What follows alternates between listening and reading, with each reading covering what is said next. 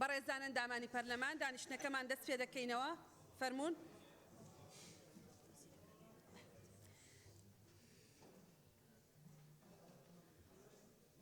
بەڕێزان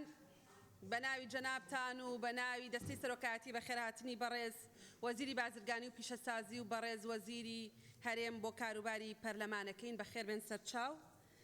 ئێستا ئێمە لە بڕگەی 5 بووین، مناقەشەمان کردبوو، چەند مقتەرەحێک هەبوو، یەکێک مقتەرەحەکانە خەینە دەنگدان بەڕێزان ئەندامانی پەرلەمان. فەرموون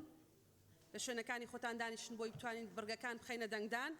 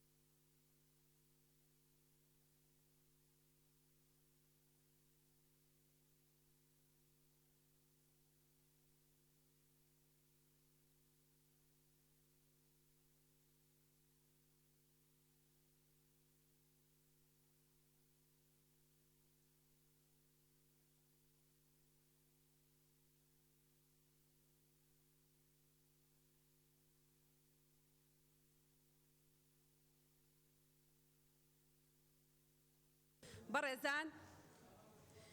هەردوو بژاردەکە خەینە دەنگدان. بژاردەی یەکەم بەڕێزان ئەندامانی پەرلەمان هەر ئەندامێکی بەڕێزی پەرلەمان لەگەڵەوەیە کە یاساکە وەکو خۆی بمێنێتەوە، دەقی مادەی 5 وەکو خۆی بمێنێتەوە، هیچ بڕگەیەکی بۆ زیاد نەکرێ با دەست بەرزکاتەوە.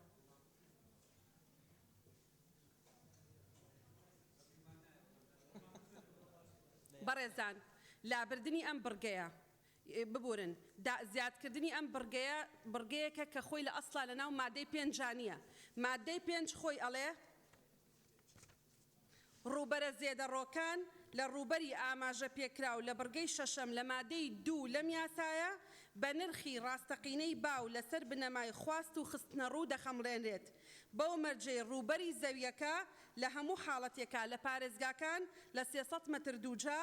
و لە قەزاکان لە 400 مەتر دووجا و لە ناحیەکان لە 500 مەتر دووجا تێپەڕ نەکات. هەر ئەندامێکی بەڕێزی پەرلەمان لەگەڵ ئەوەیە ئەم مادەیە وەکو خۆی بمێنێتەوە بەبێ هیچ ئیزافەیەک با دەست بەرزکاتەوە.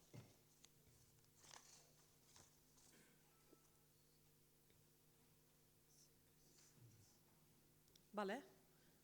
زۆر سوپاس. سێ دەنگی هێنا. مقتەرەحەکەی تر بەڕێزان ئەندامانی پەرلەمان ئەو کەسەی کە حکومەکانی ئەم یاسایە دەیگرێتەوە بە کەسی سوودمەند لە دەوڵەت ئەژمار دەکرێت ئەگەر ڕووبەری زێدەڕۆییەکە زیاتر بوو لە کەمترین ڕووبەری دیاریکراو لە بڕگەی 6 مادەی 2 ئەم یاسایە ئەم بڕگەیە زیاد بکرێ بۆ مادەی 5. هەروەها دەستەواژەی خواست و خستنە ڕوو یان لەسەر بنەمای خواست و خستنە ڕوو لا بدرێ. هەر ئەندامێکی بەڕێزی پەرلەمان لەگەڵەوەیە ئەم مادەیە بەم شێوە پەسەند کرێ با دەست بەرزکاتەوە.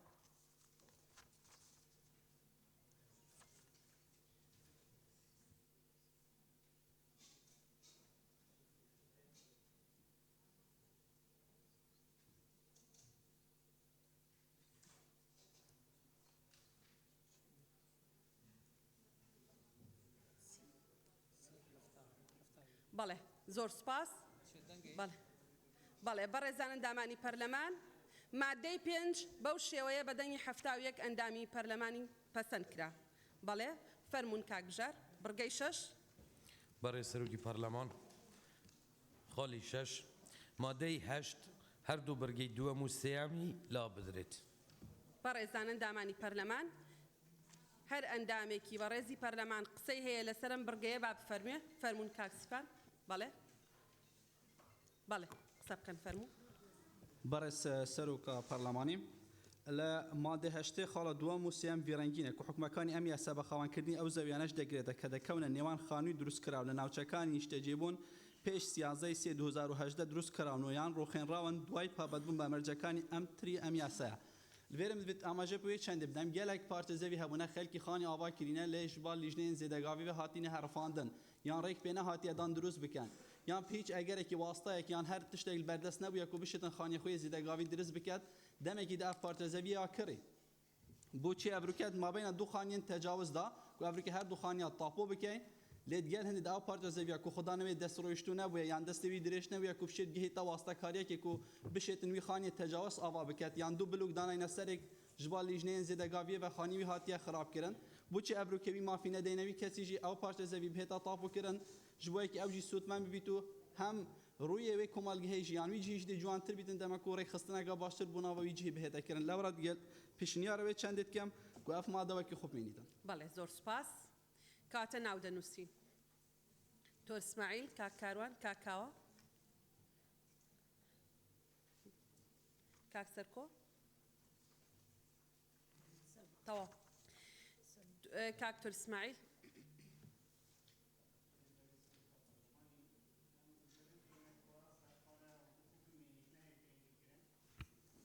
نهيتا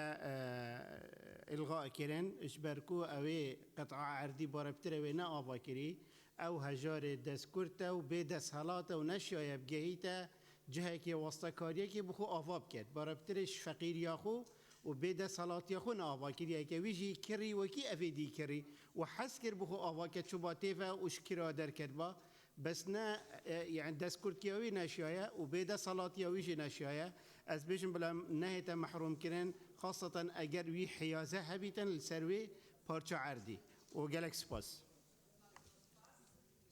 كاكا وفرمون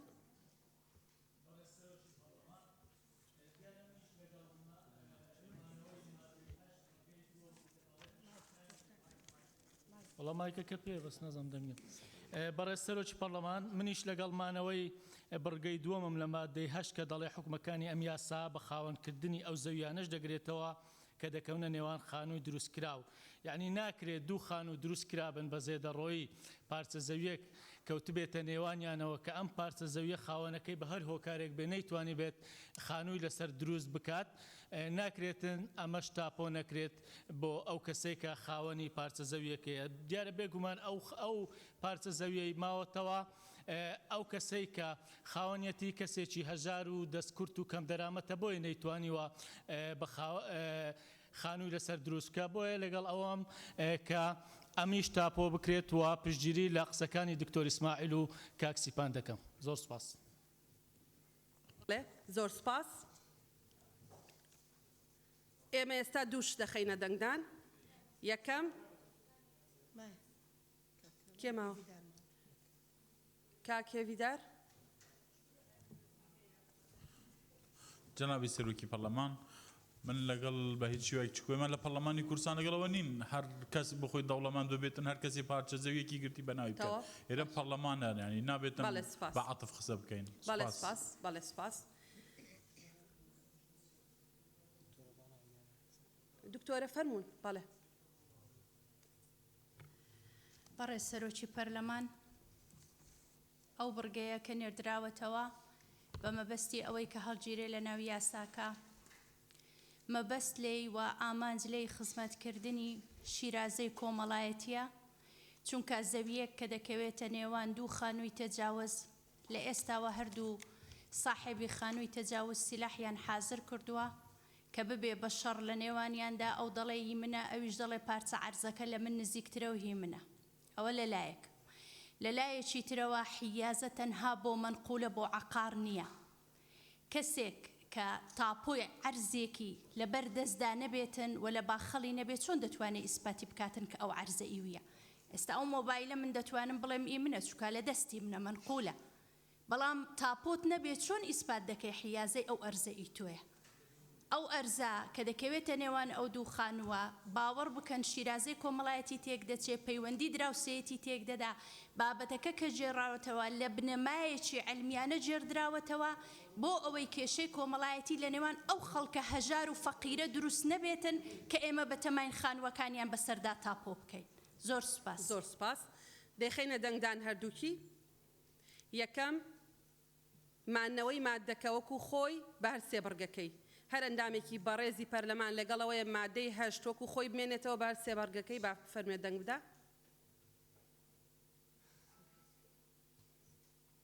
بەڵێ. بەڵێ. پێنج.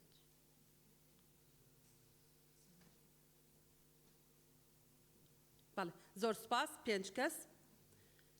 بەڕێزان هەر کەس هەر ئەندامێکی بەڕێزی پەرلەمان لەگەڵەوەیە مادەی 8 هەردوو بڕگەی دووەم و سێمی لا ببرێ با دەنگ بدە.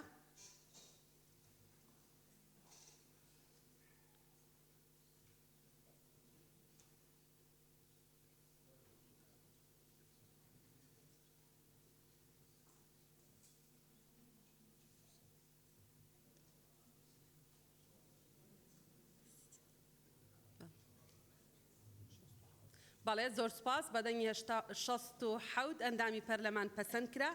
دوای ئەوە فەرمونون. بەڕێز سەرۆکی پەرلەمان خاڵی حوت مادەی نو بەم شێوەیە لێ دەکرێت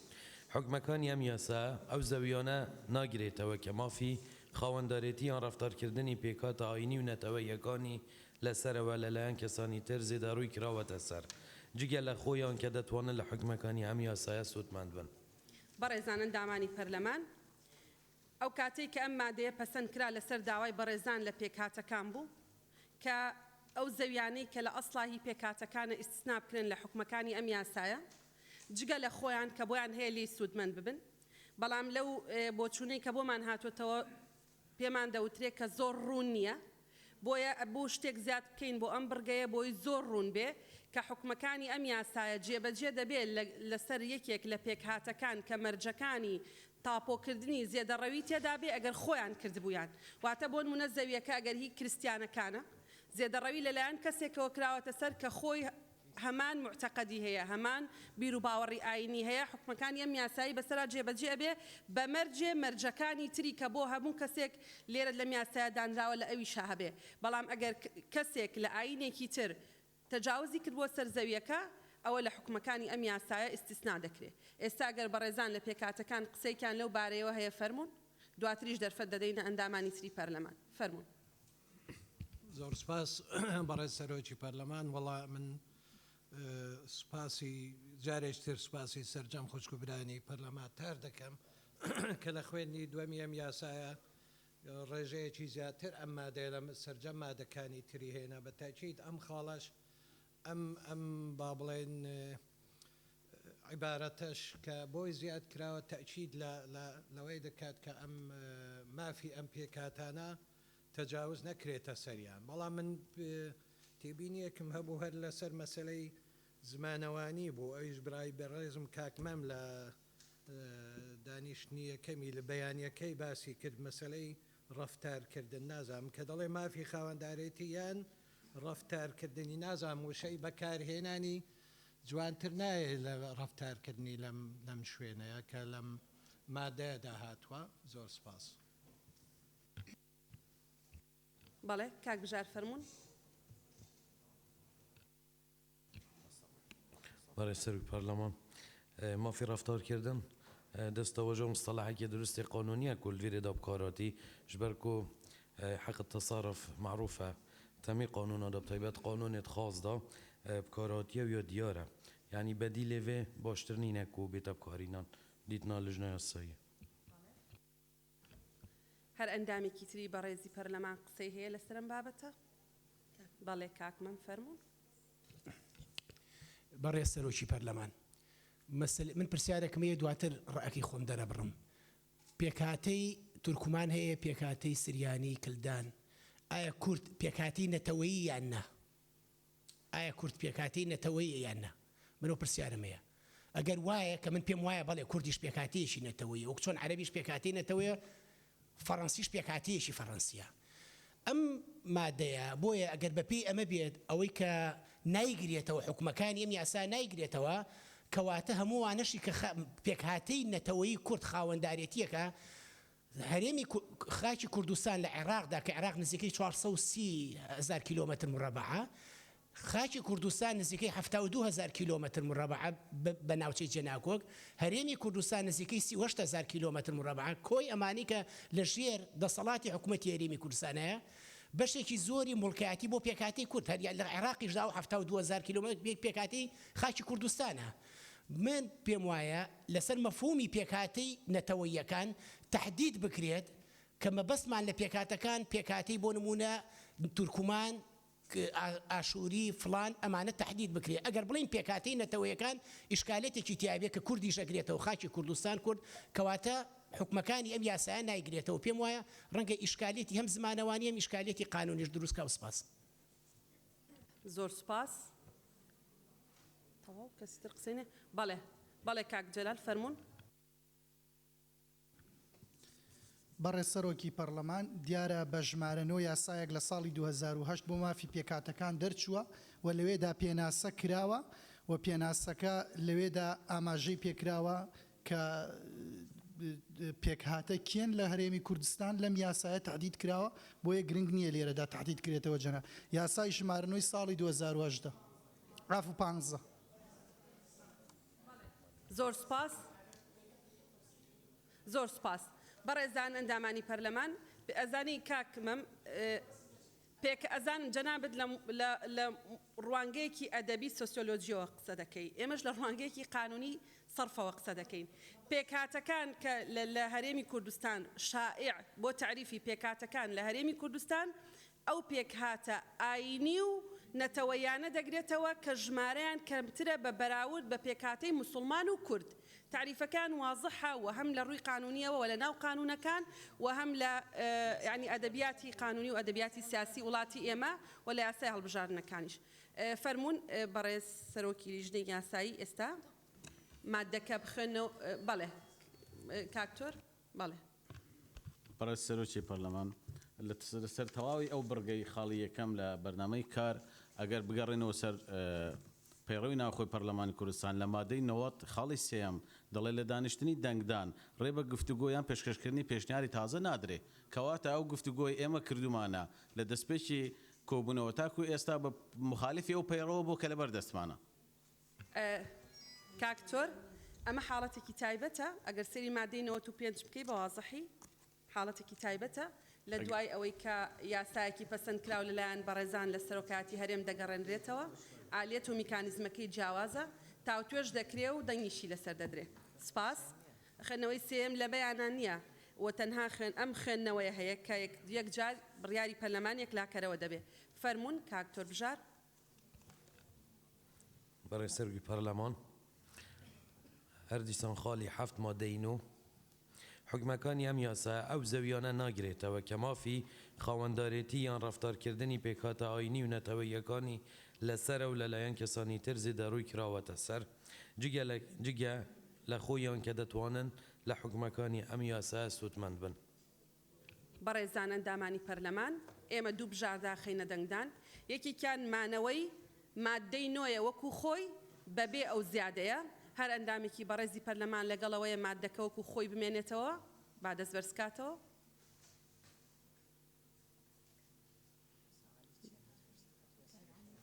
کاک عەلی ئەتەوێ وەکو خۆی بمێنێتەوە بەڵێ باشە زۆر سپاس لەگەڵی نین بەڕێزان ئەندامانی پەرلەمان هەر ئەندامێکی بەڕێزی پەرلەمان لەگەڵ ئەوەیە مادەکە بەو شێوەیە پەسەند بکرێت کە بەڕێز سەرۆکی لیژنەی کاروباری یاسایی خوێندیەوە با دەست بەرزکاتەوە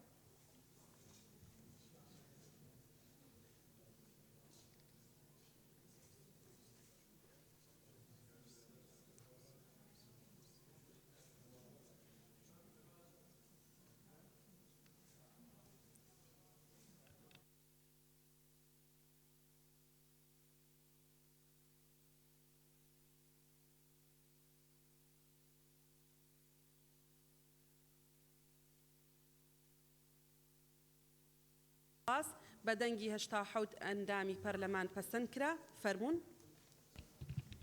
بەڕێز سەرۆکی پەرلەمان خاڵی 8 ئەلیف لە هۆیەکانی دەرچواندن وشەی هێما بکرێت بە سیما با لادانی وشەی بەردەوامبوونی. ئەندامانی پەرلەمان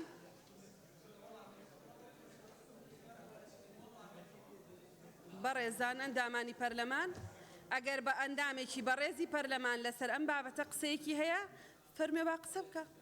دەستان بەرزکەنەوە ئەوەی ئەوێ قسە بکە با بفەرمێ نییە باشە ئەگەر هیچ کەسێک ناوێ قسە بکە بێ بیخەینە دەنگدان هۆیەکانی دەرچوون وەکو خۆی بمێنێتەوە چەند کەس لەگەڵەوەیە بەڵێ سێ چوار پێنج بەڵێ حەوت ئەندامی بەڕێزی پەرلەمان لەگەڵەوەی وەکو خۆی بمێنێتەوە. بەڕێزان ئەو بەڕێزانەی کە لەگەڵەوەن کە ئەو گۆڕان کە ئاریانەی تیا بکرێت کە بەڕێز سەرۆکی لیژنەی یاسایی خوێندیەوە با بفەرموێ.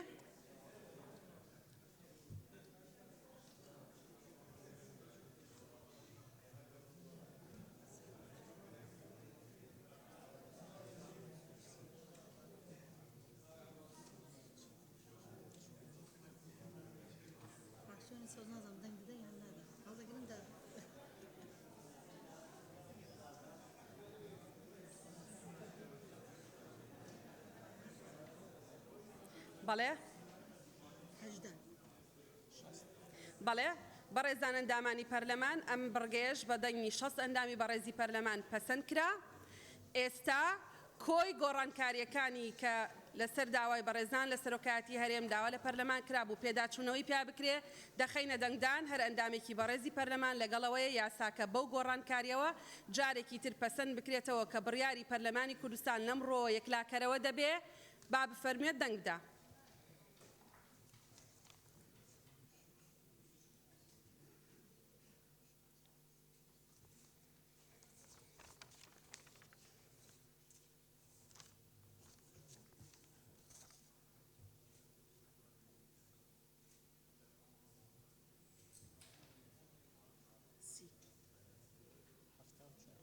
بەڵێ زۆر سپاس بەڕێزان ئەندامانی پەرلەمان بە دەنگی 74 ئەندامی بەڕێزی پەرلەمان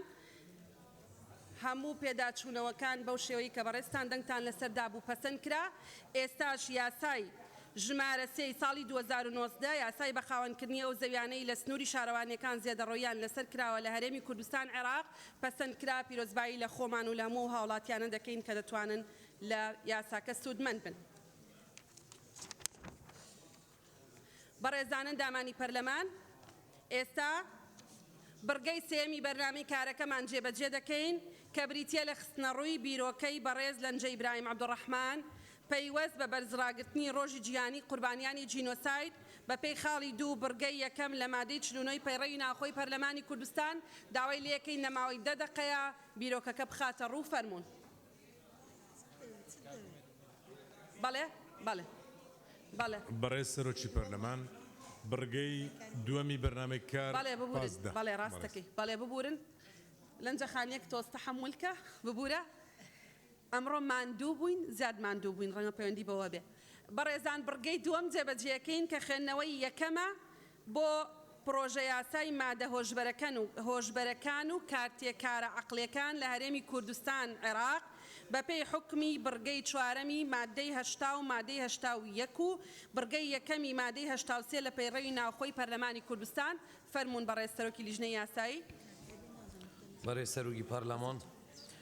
ئاماژە بە نووسراوی ژمارە کاف 1645 لە ڕێکەوتی 27/11/2019 لەلایەن سەرۆکاتی پەرلەمانەوە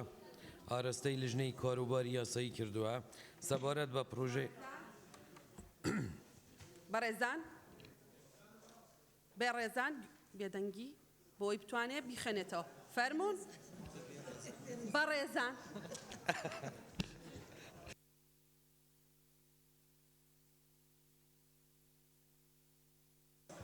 عرب دەڵێ هەفوەت لیسان بەوە دکتۆرە وتت بێ ڕێزان دای لێبوردنەکەمە ببورن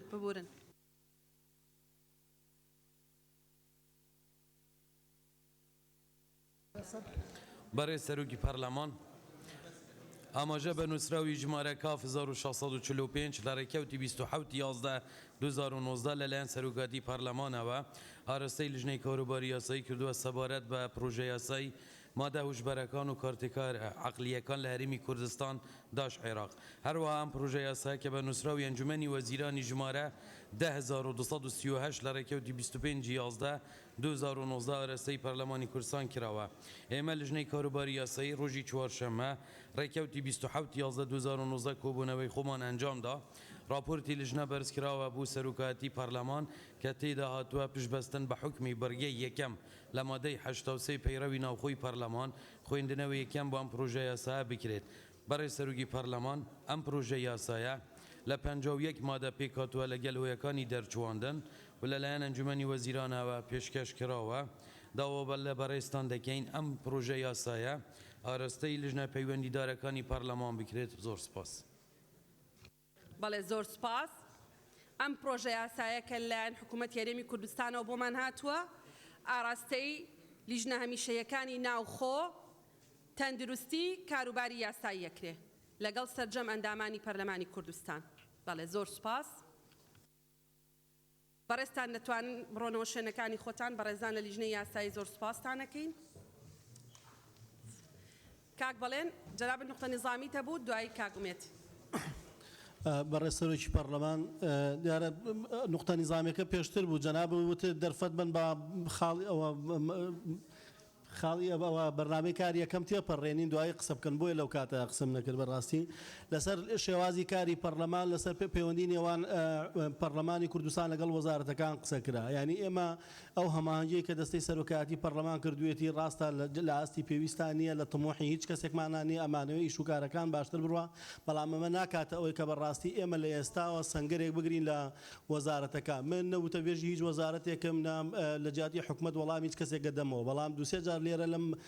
جەلسەیە ناوی بەڕێز وەزیری دارایی هات لە کاتێکا بەڕێز جێگری سەرۆکی پەرلەمان خۆی ئەزانێ وەزیری دارایی خۆی داوای کردو بێتە پەرلەمان خۆی موعیدێک بۆ دابدرێت کە وەزیری دارایی لێرە ئامادە بێ بۆی هەم لەگەڵ لیژنەی دارایی هەم لەگەڵ لیژنەی وزە و سامانە سروشتیەکان بە هاوکاری دکتۆر ئامانز ڕەحیم ئامادە بێ بۆ ئەوەی لەسەر هەموو ئەو پرسیارانی کە پەرلەمانتاران هەیەە لەسەر هەموو ئەو پرۆژە یاسا و ئەو میکانیزمانی کە ئێستا هەم بۆ گفتوگۆکانی نێوان حکومەتی هەرێم و حکومەتی عێراق هەبووە باز بکرێت لەبەرەوە ینی بە تکاوە داوا ئەوواکەم لە ئێستاوە ئێمە نەکەوینە سەنگەرێکەوە کە مثلەن لێرە لە ناو ئەم هۆڵی پەرلەمانە ناوی وەزیرێکی بەڕێزیا وەزارەتێکی بەڕێز بێنرێ بە پێچوانەوە کە خۆی ئامادە بوو بێتە پەرلەمان خۆی تەرحی ئەوەی کردبێ لەگەڵ ڕئیسی مەجلیسی وزەرا کە بێتە پەرلەمان تەرحی هەموو شتانە بکە جوابی هەموو پرسیارانە بداتەوە کە پەرلەمانتاران هەیە لە زۆر سپاس. بەڵێ زۆر سپاس. کاک ئومێد فەرموون. بەڕێز سەرۆکی پەرلەمان پرۆژە یاسای مادە هۆشبەرەکان وا پێویست دەکاتن ئاراستەی لێژنەی کاروباری کۆمەڵایەتیش بکرێت لەبەرەوەی لەناو یاساکەدا سنتەری چاککاری و چاکسازی تێدا دەبیتن ئەو سنتەرانە بە دڵنیاییەوە وەکو هەموو دەستگایەکانی دیکەی چاکسازی چاککاری سەر بە وەزارەتی کاروباری کۆمەڵایەتی دەبن پێشنیار دەکەم ئاراستەی لێژنەی کاروباری کۆمەڵایەتیش بکرێت. بەڵێ سەرۆکی لیژنەی کاروباری کۆمەڵایەتی ڕئیتە